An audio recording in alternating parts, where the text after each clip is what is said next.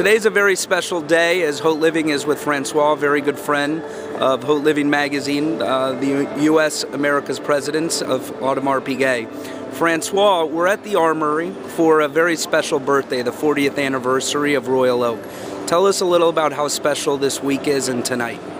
This is extremely important because for the first time in many, many years, the US is going to be the first country in the world to see this worldwide tour starting. So it's going to start here tonight in New York, then it will go to Milan, to Paris, Shanghai, then it's going to go to Singapore and end up in Dubai. Oh, we wow. used to be the last city. Okay, 12 years ago when we had the 125th anniversary of the company, we are the last city in the world.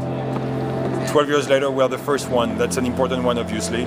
It's also a celebration of an amazing success over the last 12 years in the United States with the Royal Oak and the Royal Oak offshore, but also the brand, Audemars Piguet. How does it feel to be, 40 years of a watch? I asked Mr. Merck the same question. To have a watch that's, continually to be a classic, similar to how the Hermes Birkin bag is. How does it feel to have such a special watch that today people are still buying the watch from 40 years ago? I hope that it's going to show people respect, because we've never bent on anything. We kept the standards of the watch, and we had a lot of people coming after and say you should do this, you should do that. No, we stick to our plan since day one. We are very audacious 40 years ago, and over the 40 years we've managed to keep the exact craftsmanship, all details that made that watch so successful, to obviously help it make it become this iconic design of the watch history. The brand Audemars Piguet, to be at the New York's Armory, that alone is a huge success, pat on the back. How does it make you feel, working so hard in the U.S., building the brand, for a long time? How does it feel to be at the position where it's almost like a museum tonight? Reward, obviously, for the hard work, for everybody. We are 6 people when we came here. We are now 70 people in the United States. And we also manage all the Americas, so that's important. That's a very important market, Latin America, getting bigger and bigger every day.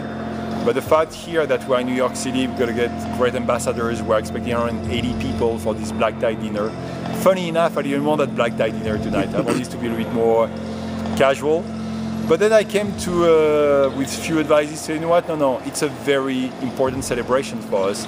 So black tie it is.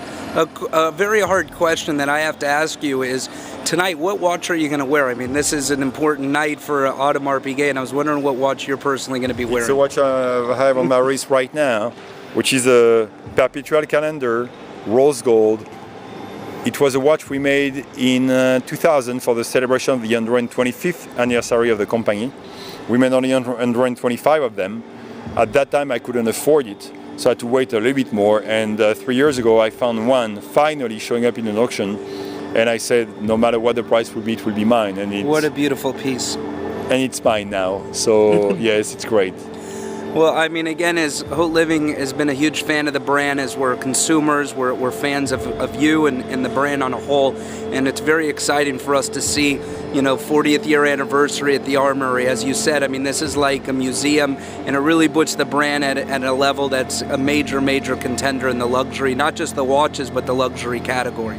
So continued success, and I wish to see more stuff from Audemars Piguet. And I wish ourselves, so Haute Living and Audemars Piguet, to keep that relationship going on. You've got an amazing readership, and a lot of your readers do love us, we know that. And you've helped us actually growing the business and getting to more people, and thank you for that. Thanks, Francois.